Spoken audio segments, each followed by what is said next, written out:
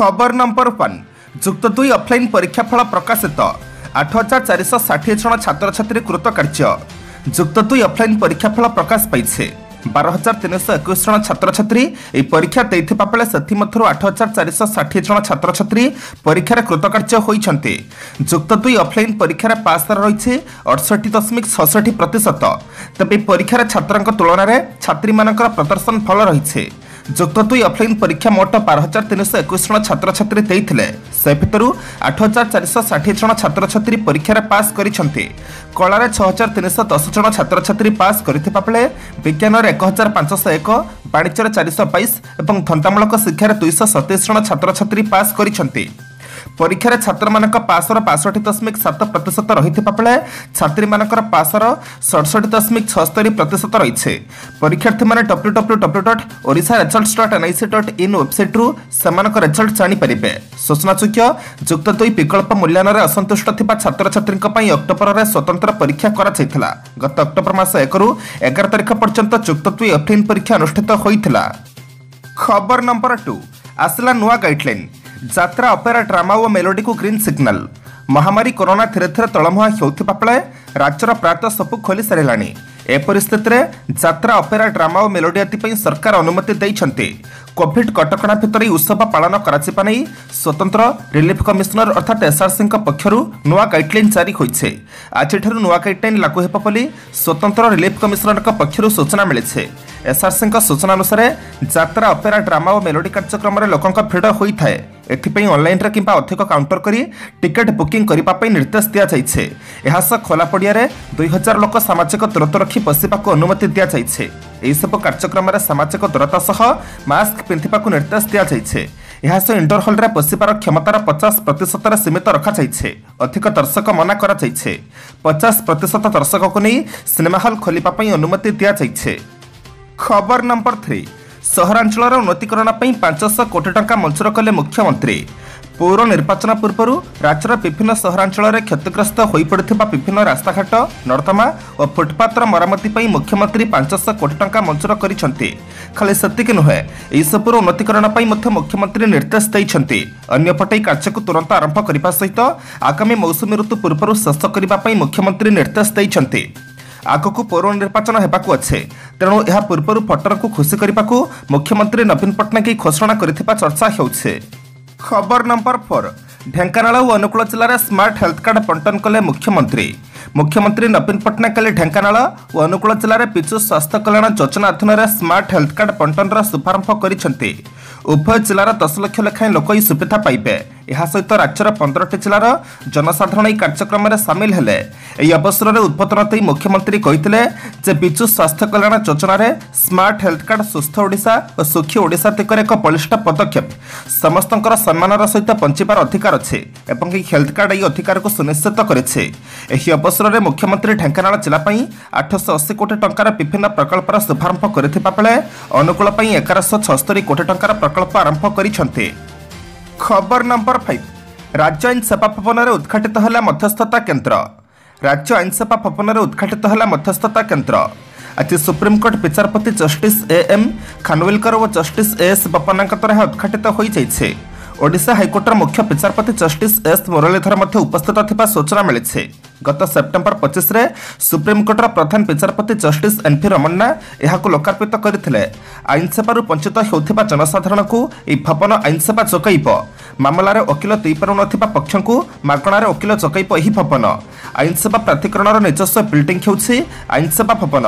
Odisha judicial academy रे मध्यस्थता केन्द्रर उद्घाटन समारोह और 40 घंटिया मध्यस्थता ट्रेनिंग कर्मशाला आयोजित होइथिला। हाइकोर्ट मुख्य विचारपति डॉक्टर जस्टिस एस मुरलीधर अभिभाषण में कहते जे ओडिशा हाइकोर्ट में प्रथम थर पर 2टी स्थायी लोक अदालत बेंच गठित होइछे। ओडिशा जनसाधारण को यह सहजर न्याय प्रदान में सहायक होई परिबो। खबर नंबर 6 रेल लाइन उड़ाइले माओवादी। हावड़ा मुंबई मार्ग में ट्रेन चलाचल बाधाप्राप्त। दक्षिण पूर्व रेलपथर चक्रधरपुर निकट लोटापहाड़ और सोनुआ मध्य नक्सल मैंने रेल धारण माइन्स लगाई उड़ाई देइछन्ते। फल हावड़ा मुंबई मार्ग में ट्रेन चलाचल बाधाप्राप्त होइछे। रेलवे पक्षर ट्राक मरामती काम युद्धकालीन भित्तिरे चलिछे। गतकाली विलंबित राति होइथिबा विस्फोरण में रेल धारण क्षतिग्रस्त होइथिबारु बहु ट्रेन हावड़ा मुंबई मार्ग में विलंबर चलिछे। राउरकेला स्टेशन रे मध्य किछि ट्रेन अटकी रही ट्रेन चलाचल स्वाभाविक करने को रेल विभाग पक्षर उद्यम करा टॉप माओवादी नेता किशनता एवं ताका पत्नी शिला मारांडी गिरफ प्रतिबाद में विस्फोरण कहुए। आरपीएफ रेलपाईर वरिष्ठ अधिकारी पहुंची तदंत जारी रखिछन्ते। खबर नंबर 7 शिशु मानक पई निज घर को प्रथम सुरक्षित करने को एम्स आह्वान। निज घर हेउछि प्रथम स्थान जेउठारे शिशुर सुरक्षा सुनिश्चित करने आवश्यक। मात्र अधिकांश समय पितामाता और अभिभावक माने छोट छोट दिग प्रति अपहेला करिथान्ते जहाँकि परवर्ती समय शिशु मानक पई विपदर कारण पलटि थाए। सेहीपरि बाहर को बुली गला बेले मध्य शिशु मानक सुरक्षा प्रति विशेष ध्यान देवा जरूरी। एने छुआ मानक सड़क सुरक्षा विद्यालय निजक सुरक्षित रखिपार विभिन्न कथा शिखैबाकू पड़ी थाए। एने पितामाता एवं अभिभावकों एक गुरुत्वपूर्ण भूमिका रही। शिशु शल्य सप्ताह पालन अवसर में काली एम्स भुवनेश्वर में शिशु शल्य विशेषज्ञ माने उपस्थित पितामाता एवं अभिभावकों को एने विस्तृत सूचना देवा सहित सचेतनतार बार्ता बांटी। शिशु दिवस नवेम्बर 14 ରୁ 20 पर्यंत चलता बेले शिशु शल्य सप्ताह पालन अवसर में काली एम्स भुवनेश्वर परिसर में एक स्वतंत्र कार्यक्रम आयोजित होता। खबर नंबर 8 महंगा डबल मर्डर 3 जनक कॉल डिटेल्स बाहर करने को कोर्टक निर्देश। बहुचर्चित कटक जिला महंगा ब्लॉक अंतर्गत नूर्तांक अंचल डबल मर्डर घटना जेएमएफसी गुरुत्वपूर्ण निर्देश आसी। सालेपुर जेएमएफसी कोर्ट एक घटना 3 जनक कॉल डिटेल्स बाहर करने को निर्देश देइछन्ति। बापी विश्वाल शरत नायक प्रफुल्ल विश्वाल कॉल डिटेल्स बाहर करने को कोर्ट निर्देश देइछन्ति। तबे सालेपुर जेएमएफसी कोर्ट पुलिस को तुरंत कॉल डिटेल्स जांच करने को कहिछन्ते। सूचनायोग्य चलित वर्ष जनवरी 2 तारिख में महांगार पूर्वतन पंचायतर समिति अध्यक्ष तथा सालेपुर बीजेपी प्रभारी कुलमणि बराल और तांका सहयोगी दिव्यसंखी बराल को हत्या करा जायतिला। ଏହି ହତ୍ୟା ଘଟଣାରେ କୁଳମଣିଙ୍କ ପୁଅ ତଥା ନୃତାଙ୍କ ସମିତି ସଭ୍ୟ ରମାକାନ୍ତ ବରାଳଙ୍କ ପକ୍ଷରୁ ମନ୍ତ୍ରୀଙ୍କ ସମେତ 13 ଜଣଙ୍କ ନାମରେ ଏତଲା ଦିଆଯାଇଥିଲା। ଏହି ଘଟଣାରେ ଏଯାଏଁ ପୁଲିସ 10 ଜଣଙ୍କୁ ଗିରଫ କରିଛି। ମୁଖ୍ୟ ଅଭିଯୁକ୍ତ ପ୍ରଫୁଲ୍ଲ କୁମାର ବିଶ୍ୱାଳର ମୃତ୍ୟୁ ହୋଇଯାଇଛି। ଏହି ଘଟଣାକୁ ନେଇ ବିଜେପି ଜୋରଦାର ଆନ୍ଦୋଳନ କରିଥିଲା। ବିଧାନସଭାରେ ମଧ୍ୟ ପ୍ରସଙ୍ଗ ଉଠିଥିଲା। ଖବର ନମ୍ବର 9 3000 ଟଙ୍କା ଲାଞ୍ଚ ନେବା ବେଳେ ଭିଜିଲାନ୍ସ ହାତରେ ଧରାପଡ଼ିଲେ ଅବସରପ୍ରାପ୍ତ ବରିଷ୍ଠ ଟାଇପିଷ୍ଟ। ईपीएफ फाइल संपर्कित काम 3000 टंका लांच नेबा समय भिजिलान्स हाथ में धरापड़ी ओडिशा उठा जलसेचन परिचालना निर्देशकों कार्यालय अवसरप्राप्त वरिष्ठ टाइपिस्ट अमृत साहू। अभियोगकारी कहवानुसार स्वर्गत बापा ईपीएफ फाइल आग को पढ़ाई अमृत साहू 3000 टंका मागिथिले एवं यहां ग्रहण करुवा बेले पूर्व योजना मुताबक भिजिलान्स विभाग कर्मचारी माने अतर्कित चढ़ाऊ करथिले। ए संक्रांत भिजिलान्स विभाग एक मामला रुजु करी श्री साहू को अटक रखी अधिक पचराउचरा करुछे। खबर नंबर 10 को जीवा पूर्व आपण मानक अनुरोध भिडियोटी को शेष पर्यंत देखंतु कारण भिडियोर शेष रही आज राशिफल किंतु ता पूर्व भिडियोटी को लाइक कर दियंतु कारण आपणकर गोटे छोट लाइक आमको नूतन भिडियो बनैबा पई प्रोत्साहित करिथाए। साथरे आपण क्यों क्यों जिल्लारू भिडियोटी को देखुछंती कमेंट बॉक्स रे निश्चय लिखंतु। खबर नंबर 10 1970 मसीहारू नाही श्रीमंदिर रत्न भंडारर चाबी। श्रीमंदिर भितर रत्न भंडार चापी नहीं सूचना अधिकार आईन अर्थात आरटीआई मिली सांघातिक तथ्य। आरटीआई तथ्य अनुसार 1970 मसीहारू नाही रत्न भंडारर चापी। गुरुपाट जिला कोषागार आवेदनकारी दिलीप कुमार बराल को मिलता चिठिरू यह सांघातिक तथ्य मिली। चाबी नहीं जिला कोषागार को तथ्य मागिथिले दिलीप बराल। आरटीआई तथ्यरू जनापड़ी चाबी नथिबा नहीं तत्कालीन जिलापाल को अवगत करा जायतिला। ए संपर्क में 2018 मसीहा एप्रिल 4 तारिख में पूर्वतन जिलापाल को तत्कालीन जिला कोषाध्यक्ष चिठी लिखि अवगत कराइथिले। ठीक सेमिति तत्कालीन जिलापाल एने सही समय मुख्य शासन सचिव को चिठी लिखि जणाइथिले। आरटीआई कर्मी दिलीप कुमार बराल कहवा कथा जदि भितर रत्न भंडारर चाबी नथिला ताहाले खोलिबाकू जाइथिले काहेकि। चाबी नथिबारु एमाने बाहर रत्न भंडार को जाई भितर रत्न भंडार को दूररू देखि चली आसिले। जदि भितर रत्न भंडार चाबी नथिबारु जाई पारले नाही तेणु सेमाने काहेकि रत्न भंडार रजिस्टर रे लिखिले नाही बोली दिलीप प्रश्न करिसंते। खबर नंबर 11 नौसेना को मिलिप क्षेपणास्त्र विध्वंसकारी जहाज आईएनएस विशाखापट्टना। केवल हिमालय नुहे भारत महासागरीय अंचल में चीन आधिपत्य बढ़िबार लगिছে। महासागर भी चीन पक्षर विपदर आशंका करुछि भारत।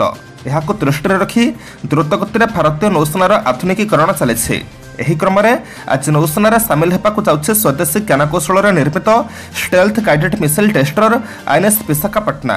आज प्रतिरक्षा मंत्री राजनाथ सिंह मुंबई स्थित नाफाल डकयार्ड टेस्टर को राष्ट्र उद्देश्य उत्सर्ग करेंगे।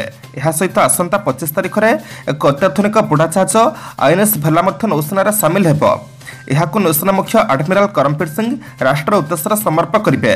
ସବୁଠାରୁ ଗୁରୁତ୍ୱପୂର୍ଣ୍ଣ କଥା ହେଉଛି ଏହି ଯୁଦ୍ଧ ଜାହାଜ ଓ ବୁଡ଼ା ଜାହାଜ ସ୍ୱଦେଶୀ ଜ୍ଞାନକୌଶଳରେ ନିର୍ମିତ ହୋଇଛି। ଖବର ନମ୍ବର 12 ବଢ଼ିଲା କେନ୍ଦ୍ର ସରକାରଙ୍କ ଅଡୁଆ, ଚାଷୀଙ୍କ ମିଶନ ୟୁପି ଜାରି ରହିବ। ବିବାଦୀୟ କୃଷି ଆଇନକୁ ପ୍ରତ୍ୟାହାର କରି ଚାଷୀ ସଂଗଠନକୁ ସନ୍ତୁଷ୍ଟ କରିବାକୁ ଯୋଜନା କରିଥିବା ବିଜେପି ନେତୃତ୍ୱାଧୀନ କେନ୍ଦ୍ର ସରକାରଙ୍କ ଅଡୁଆ ବଢ଼ିଛି। ଆସନ୍ତା ବର୍ଷ ଉତ୍ତରପ୍ରଦେଶ ବିଧାନସଭା ନିର୍ବାଚନ ହେବ। କେନ୍ଦ୍ର ସରକାର କୃଷି ଆଇନକୁ ପ୍ରତ୍ୟାହାର କରୁନଥିବାରୁ ଚାଷୀ ସଂଗଠନଗୁଡ଼ିକ ନିର୍ବାଚନ ବେଳେ ବିଜେପି ବିରୋଧରେ ପ୍ରଚାର କରିବେ ବୋଲି କହିଥିଲେ। ସମ୍ଭବତଃ ପରାଜୟ ଭୟରେ ପ୍ରଧାନମନ୍ତ୍ରୀ ନରେନ୍ଦ୍ର ମୋଦି ଶୁକ୍ରବାର ବର୍ଷକ ତଳେ ଜାରି ହୋଇଥିବା ବିବାଦୀୟ 3 କୃଷି ଆଇନକୁ ପ୍ରତ୍ୟାହାର କରିବାକୁ ଘୋଷଣା କରିଛନ୍ତି।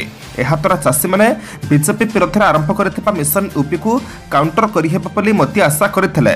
ହେଲେ ଚାଷୀ ନେତା ରାକେଶ ଟିକାୟତ ଆଜି ବଡ଼ ବୟାନ ଦେଇଛନ୍ତି। ସେ କହିଛନ୍ତି କୃଷି ଆଇନ ପ୍ରତ୍ୟାହାର ହେଲେ ମଧ୍ୟ ମିଶନ ୟୁପି ବନ୍ଦ ହେବନି। ସେମାନେ ଅର୍ଥାତ୍ ବିଜେପି ନେତା ଆମକୁ ଗୁଣ୍ଡାଠାରୁ ଆରମ୍ଭ କରି ଆତଙ୍କବାଦୀ କହିଛନ୍ତି, ତେଣୁ ଏହାର ଜବାବ ସେମାନଙ୍କୁ ଦେବାକୁ ପଡ଼ିବ ବୋଲି ସେ ଘୋଷଣା କରିଛନ୍ତି। ଖବର ନମ୍ବର 13 ସିଦ୍ଧୁ କହିଲେ ପାକିସ୍ତାନ ପ୍ରଧାନମନ୍ତ୍ରୀ ମୋ ବଡ଼ ଭାଇ। ପୁଣି ଚର୍ଚ୍ଚାରେ ପଞ୍ଜାବ କଂଗ୍ରେସ ସଭାପତି ନବଜୋତ ସିଂ ସିଦ୍ଧୁ। ସେ ପୁଣି ଥରେ ପାକିସ୍ତାନ ପ୍ରଧାନମନ୍ତ୍ରୀଙ୍କ ପ୍ରତି ଦେଖାଇଲେ ନିଜ ସହାନୁଭୂତି। ଏପରିକି ପାକିସ୍ତାନ ପ୍ରଧାନମନ୍ତ୍ରୀ ଇମ୍ରାନ ଖାନଙ୍କୁ ସେ ନିଜ ବଡ଼ ଭାଇ ବୋଲି ମଧ୍ୟ କହିଥିଲେ। କାଲି ପଞ୍ଜାବ କଂଗ୍ରେସ ପ୍ରମୁଖ ନବଜୋତ ସିଂ ସିଦ୍ଧୁ କର୍ତ୍ତାରପୁର କରିଡର ଯାଇଛନ୍ତି। ସେ ସେଠାରେ ଗୁରୁଦ୍ୱାର ଯାଇ ପୂଜା କରିଛନ୍ତି। କର୍ତ୍ତାରପୁର କରିଡର ପହଞ୍ଚିବା ପରେ ସିଦ୍ଧୁଙ୍କୁ ବେଶ ଧୁମଧାମରେ ସ୍ୱାଗତ କରାଯାଇଛି। ଏହି ସମୟରେ ସିଦ୍ଧୁ କର୍ତ୍ତାରପୁର ପ୍ରୋଜେକ୍ଟ ମ୍ୟାନେଜମେଣ୍ଟ ୟୁନିଟ୍ର ମୁଖ୍ୟ କାର୍ଯ୍ୟନିର୍ବାହୀ ଅଧିକାରୀ ମହମ୍ମଦ ଲତିଫଙ୍କ ସହ କଥା ହୋଇଥିଲେ।